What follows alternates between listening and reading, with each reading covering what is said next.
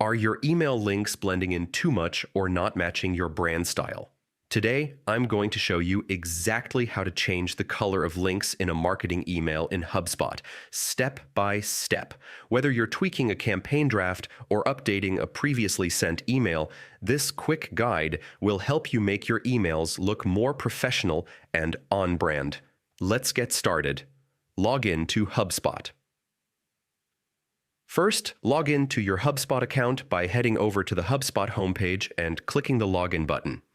Enter your credentials and you'll land on your main dashboard. Go to Marketing and open Emails. From the dashboard, navigate to the Marketing section using the main menu. Under Marketing Tools, click on Email. This will take you to your email campaigns and drafts. Select the email you want to edit. Browse through your existing emails and choose the one where you want to change the link color. It can be a draft, a scheduled email, or even a previously sent one if you're making a copy to edit. Open the email editor. Once you've selected your email, click on the Edit Email button.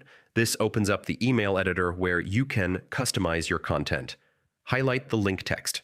Find the link text you want to modify and highlight it. This could be a call to action, a website link, or any other clickable text within your email. Change the link color.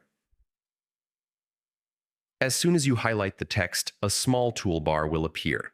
Click on the text color option and a color palette will pop up. Choose the shade that matches your brand's style or your email design. Make sure it's readable and stands out against your email background. Save and preview. Once you've selected your color, save your changes. Always preview your email to ensure the link color displays correctly across different devices and looks appealing to your audience. And that's it. In just a few clicks, you can easily customize your link colors in HubSpot and make your marketing emails more engaging and on brand.